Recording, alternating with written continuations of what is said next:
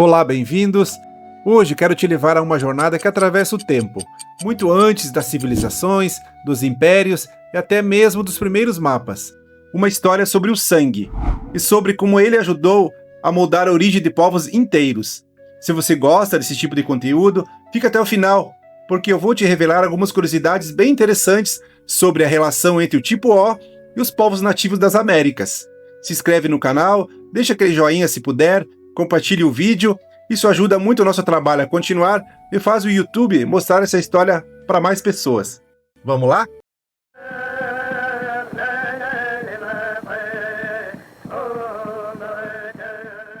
Tudo começou há cerca de 20 mil anos mais ou menos, quando grupos humanos, vindos do extremo leste da Ásia, na região da Sibéria Oriental, iniciaram uma das maiores jornadas da história.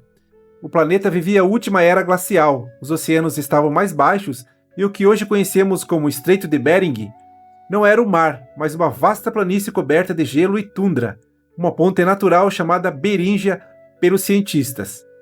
Essa faixa de terra ligava o norte da Rússia ao Alasca, formando um corredor gelado por onde mamutes, bisões e renas migravam. A travessia não aconteceu em dias nem em anos, durou séculos.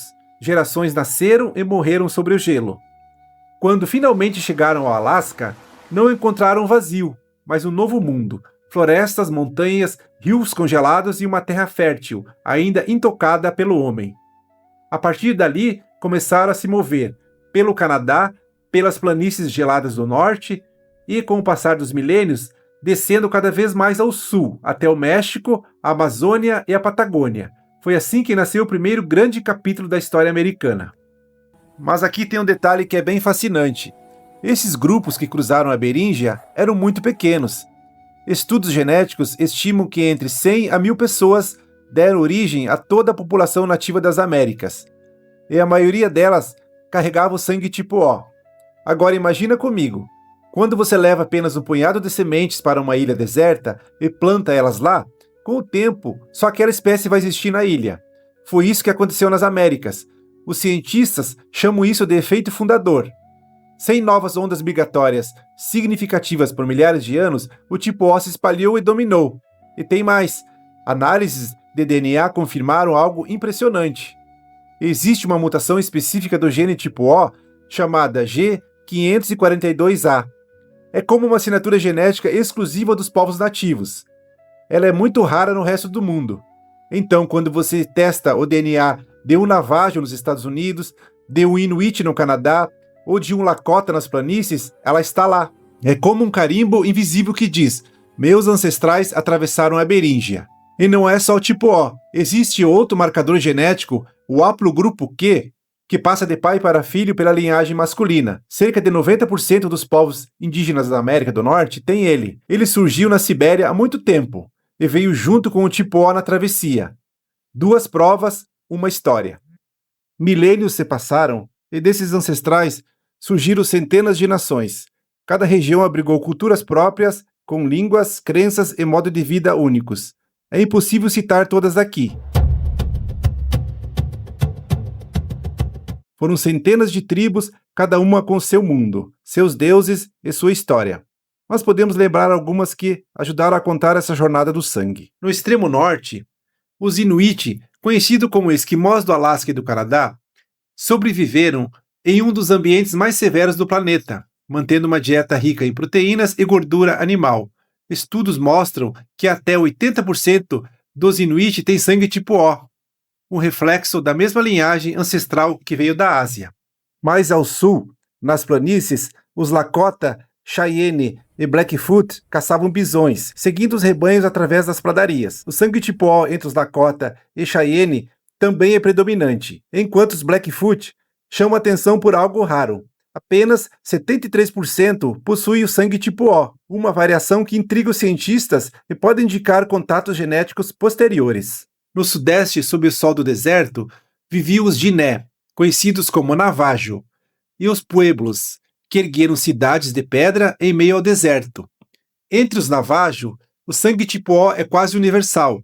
Mais a leste, nas florestas, os iroqueses, criaram uma das confederações mais complexas do continente, fundada sobre equilíbrio, diplomacia e cooperação. Entre o Cherokee e Apache, o sangue era símbolo de bravura e continuidade. Para eles, o sangue derramado em batalha retornava à terra como oferenda aos ancestrais. Cada uma dessas nações entendia o sangue como algo sagrado, um vínculo entre o corpo, o espírito e o mundo natural. O sangue tipo O trouxe vantagens evolutivas notáveis. Ele parece oferecer resistência natural contra certas doenças infecciosas, como a malária e febres tropicais, embora ele traga maior suscetibilidade à bactéria Helicobacter pylori, associada a úlceras e gastrite. Durante séculos, as dietas nativas baseadas em caça, raízes e frutos mantiveram o corpo equilibrado, mas com a chegada dos europeus e a mudança de hábitos, vieram também as doenças modernas, como diabetes, hipertensão, obesidade e outras. Mesmo assim, o sangue tipo O permaneceu, foi transmitido de geração em geração como uma herança biológica e espiritual. Então, veio o ano de 1492. Os navios cruzaram o Atlântico e o primeiro contato entre dois mundos aconteceu nas ilhas do Caribe. Ali, o impacto foi imediato. Os europeus trouxeram doenças, armas e novas tecnologias metálicas, alterando para sempre o destino dos povos que viviam nessas terras. Em poucas décadas, o eco dessa chegada alcançou o norte. Exploradores espanhóis avançaram pelas regiões que hoje são o México e o sul dos Estados Unidos. Logo depois, franceses, ingleses e holandeses chegaram pelo leste e pelo norte, trazendo não apenas comércio e religião, mas também muitos vírus desconhecidos, tais como varíola, sarampo e gripe. Os povos nativos nunca haviam enfrentado essas doenças, e quando elas se espalharam por rotas de guerra, troca e migrações, aldeias inteiras desapareceram. Em poucas gerações, milhões morreram. Não foi apenas uma tragédia humana, foi também uma perda genética irreversível. Mas também há um detalhe curioso. Alguns estudos sugerem que o sangue tipo O pode ter oferecido uma leve resistência a certos vírus, graças aos anticorpos naturais, anti-A e anti-B.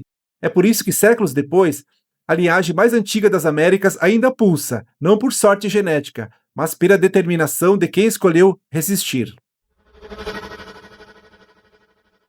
Séculos depois, esse mesmo sangue passou a ser usado como critério político. Em 1887, o governo dos Estados Unidos criou o conceito de Blood Quantum, uma lei que definia quem era indígena de verdade com base na porcentagem do tipo sanguíneo, 1/4, 1/8, 1/16, como se a identidade pudesse ser medida em frações. Até hoje, algumas tribos ainda usam esse cálculo, mas muitos líderes lutam para mudar essa visão, porque sangue não é só DNA, é cultura, é memória, é espírito. Entre os Lakota, existe um antigo ensinamento, Metakoye Oyas Rin. Todos estamos relacionados. O sangue não une apenas as famílias, mas também os animais, os rios, as árvores e o próprio vento. O sangue dos povos nativos americanos é o eco mais antigo das Américas. Ele fala de travessias e sobrevivência, de equilíbrio com a terra e de uma espiritualidade que ainda resiste. Mesmo misturado com outras origens ao longo dos séculos, ele continua vivo nas comunidades que preservam suas tradições, nas línguas que ainda ecoam e na memória coletiva de um continente. Porque, no fim, o sangue não mente. Ele é o fio invisível que liga o ontem ao agora. E mesmo que essa história não corra em suas próprias veias, ela nos lembra de algo muito especial, que todos somos parte da mesma terra e que respeitar o passado é honrar o futuro. A vida sempre encontra um caminho. Se você gostou desse vídeo, deixe um joinha. Obrigado por quem ficou até o final. Até o próximo.